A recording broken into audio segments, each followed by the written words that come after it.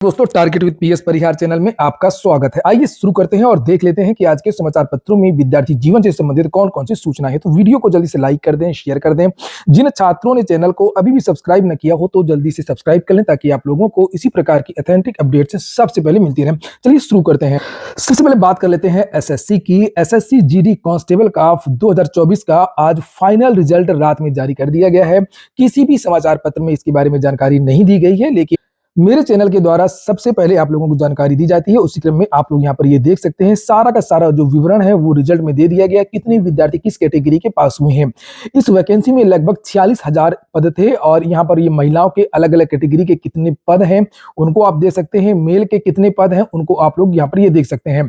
नीचे इस एसएससी ने अपना जो कट ऑफ वगैरह है वो भी बता दिया है, किस कैटेगरी का कट ऑफ कितना गया है, इसको भी आप लोग देख सकते हैं। ये जो रिजल्ट है वो मैंने अपने टेलीग्राम चैनल पर डाल दिया है। एसएससी के विद्यार्थियों से एक बात और कहूंगा कि अगर वो मैथमेटिक्स बेस्ट बुक की तलाश में है, क्योंकि एसएससी की वैकेंसीज में मैथ अनिवार्य रूप से पूछी जाती है ज्यादातर भर्तियों में, तो यहां पर ये देख सकते हैं, ये एक बुक है मेरे पास एस चांद पब्लिकेशन की। यहां पर ये ऊपर लिखा हुआ है एसएससी मैथमेटिक्स। यहाँ पर ये देखिए लिखा है टॉपिक वाइज कंप्लीट कवरेज, जबरदस्त बुक है ये with detail explanation and short tips.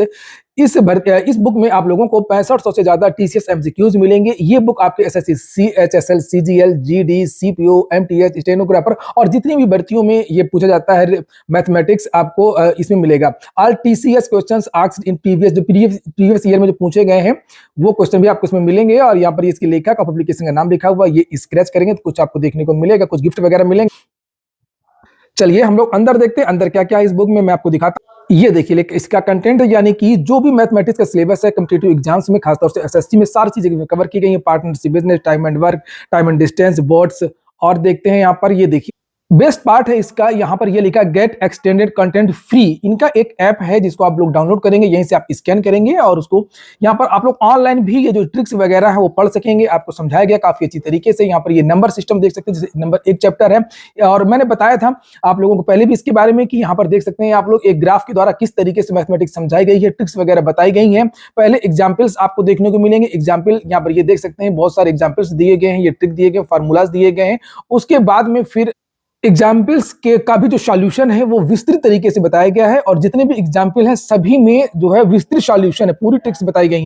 और उसके बाद में ये प्रैक्टिस क्वेश्चन बहुत सारे जो हैं ये दिए हुए एक्सरसाइज, ये देखिए ये लाइन से, और इसमें बताया भी गया है कौन सा जो क्वेश्चन है वो किस वर्ष पूछा गया है। जितने भी क्वेश्चन है वो किसी न किसी वर्ष एसएससी में पूछे गए हैं। वैकेंसी वाइज, चैप्टर वाइज सब आपको इसमें मिल जाएंगे।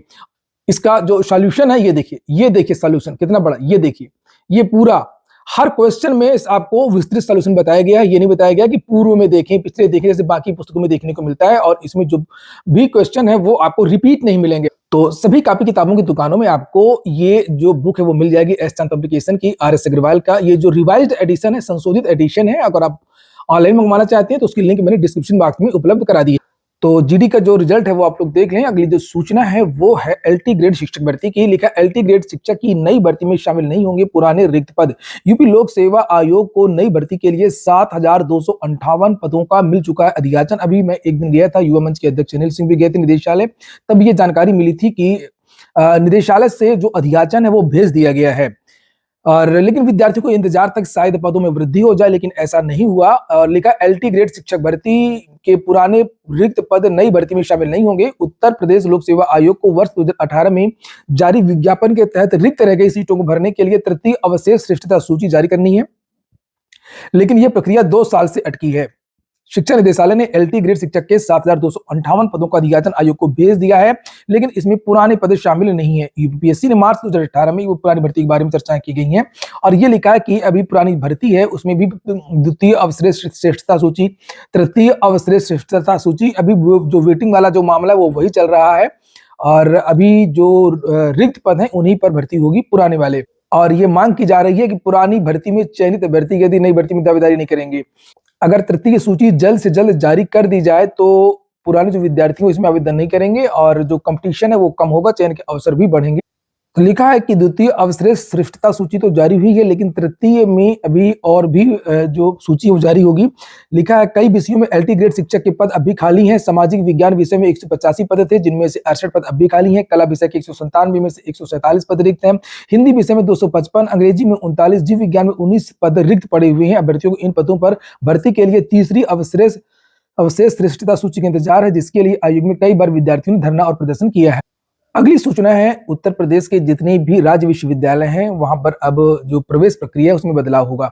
लिखा यूपी के विश्वविद्यालयों में एकल प्रवेश प्रणाली, जिस तरीके से केंद्रीय विश्वविद्यालयों में सीयूईटी का एग्जाम देना होता है, एक एग्जाम देना होता है, उसके बाद में मेरिट के आधार पर आपको कोई भी विश्वविद्यालय मिल सकता है। इसी तरीके से अब यूपी में होने वाला है। लिखा प्रदेश के सभी विश्वविद्यालयों में एकल प्रवेश प्रणाली लागू करने का निर्णय ले लिया गया है, जिससे छात्र ऑनलाइन माध्यम से सभी कॉलेजों और विश्वविद्यालयों में प्रवेश ले सकेंगे। प्रवेश की विश्वविद्यालयों की नियुक्ति समितियों में सरकार के प्रतिनिधित्व के लिए एक समिति गठित की जाएगी। उच्च शिक्षा संचालन और बेहतर समन्वय के लिए निदेशक उच्च शिक्षा का कैंप कार्यालय लखनऊ में स्थापित किया जाएगा। ये फैसले गुरुवार को राज्य स्तरीय गुणवत्ता आश्वासन प्रकोष्ठ की पहली बैठक में लिए गए। इसको लेकर के अन्य समाचार पत्रों में भी जानकारियां दी गई हैं। आप लोगों ने वीडियो को लाइक ना किया हो तो वीडियो को लाइक अवश्य कर दें। लेखपालों पर लगातार गाज गिर रही है और लेखपाल फिर भी नहीं मान रहे हैं।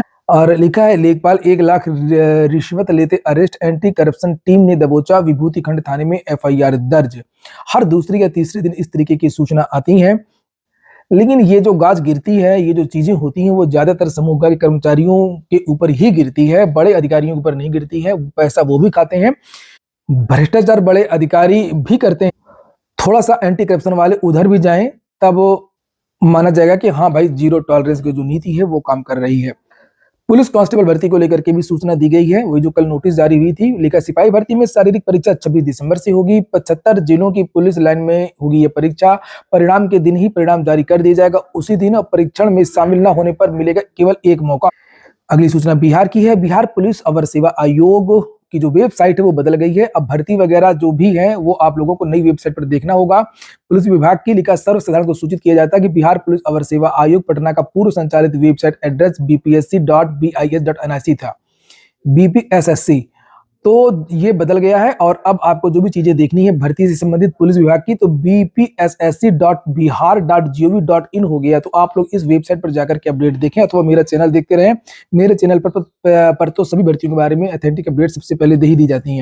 अगली जो सूचना है वो बीपीएससी की है। जो कल पेपर हुआ 17वीं बीपीएससी का, जबरदस्त हंगामा हुआ, बहुत सारी सूचनाएं दी गई हैं। मैं मेन चीजें बताऊंगा आपको। पेपर लीक को लेकर के भी चर्चाएं रही हैं कल पूरे दिन। बीपीएससी 100 से अधिक कट ऑफ की उम्मीद है। बताया गया है कि जिस तरीके के प्रश्न पूछे गए उस हिसाब से अधिक कट ऑफ पर चयन होगा, लेकिन पदों की संख्या भी ज्यादा है। बीपीएससी परीक्षा को लेकर के दिन भर रही सक्रिय ईओयू परीक्षार्थियों का आरोप, परीक्षा केंद्र परिसर में थी अव्यवस्था। बहुत सारी वीडियोस वायरल हुई, बहुत सारी फोटोग्राफ वायरल हुई। कुम्हरार स्थित बापू परीक्षा परिसर के बाहर हुआ ओएमआर सीट दिखाते अभ्यर्थी। बापू परिसर परीक्षा के बाद हंगामा कर रहे अभ्यर्थियों को रोकते डीएम। कल मैंने इसको लेकर के वीडियोज भी बनाए थे, लेकिन विद्यार्थियों ने शेयर नहीं की।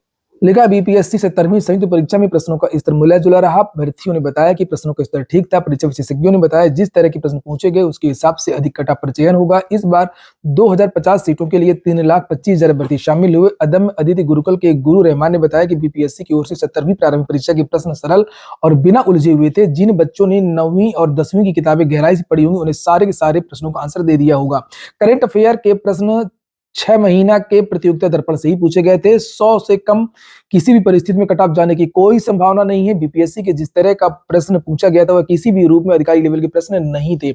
और ये बताया जा रहा है कि पेपर जो बनाया गया था वो नॉर्मलाइजेशन को ध्यान में रख करके बनाया गया था। अलग अलग पेपर देने की योजना थी, लेकिन विद्यार्थियों ने आंदोलन किया, दबाव बनाया, तो नॉर्मलाइजेशन वाली प्रक्रिया हट गई। फिर एक ही पेपर एक ही शिफ्ट में दिया गया है। और यहाँ पर देख सकते हैं 5 लाख के मुकाबले लगभग 3,25,000 विद्यार्थियों ने परीक्षा दी है, यानी कि 68% विद्यार्थियों ने परीक्षा दी है। 2 अभ्यर्थी प्रश्न पत्र बाहर फेंकते भी देखे गए। बहुत सारे विद्यार्थी ओएमआर लेकर के बाहर आ गए। बहुत सारी चीजें यहाँ पर लिखी गई हैं। बीपीएससी को रिपोर्ट भेजेगा जिला प्रशासन। कुम्हरार स्थित बापू परीक्षा परिसर केंद्र पर अभ्यर्थियों के हंगामे और सड़क जाम पर जिला प्रशासन बीपीएससी को रिपोर्ट देगा। जिलाधिकारी डॉक्टर चंद्रशेखर ने कहा बापू परिसर परीक्षा केंद्र में बीपीएससी के परीक्षार्थियों ने क्यों हंगामा किया, उसके बारे में कल डीएम का बयान भी जारी हुआ था कि एक बंडल था बुक्स ओएमआर का और उसमें लगभग 100 ओएमआर कम थी। बस इसी को लेकर के विद्यार्थियों ने आरोप लगाया और हंगामा हुआ। लेकिन सबसे बड़ी बात ये थी अव्यवस्था को लेकर के जो प्रशासन के द्वारा ही की गई। ना वहां पर कोई पुलिसकर्मी था, ना वहां पर कोई इस तरीके का कर्मचारी था। विद्यार्थी ओएमआर लेकर के बाहर क्यों आ गए, कैसी चीजें ये हुई, ये लोग समझा क्यों नहीं पाए। और वो जो ओएमआर था उसका जो पैकेट है वो पहले ही क्यों नहीं बनाया गया उचित तरीके से। बताया गया कि एक पैकेट में लगभग 288 ओएमआर होनी चाहिए थी और 288 हर कमरे में जाना था और एक पैकेट में 192 ओएमआर ही मिली, लगभग 100 कम थी। तो फिर उसको 10 पैकेट दूसरे कमरे से, 10 पैकेट दूसरे कमरे से, और इसमें देरी लग रही थी। इसी को लेकर के विद्यार्थियों ने हंगामा कर दिया। वहीं पर ट्विटर पर, यूट्यूब पर बहुत सारे जो वीडियोस हैं वो भी कल वायरल होते रहे। कुल मिलाकर के दुनिया में सबसे कठिन कार्य किसी भी सरकार के लिए उचित तरीके से परीक्षाएं करवाना, प्रतियोगी परीक्षाएं करवाना। तो ठीक है दोस्तों, ये हो गया आज का वीडियो। पूरा वीडियो सुनने के लिए बहुत बहुत धन्यवाद।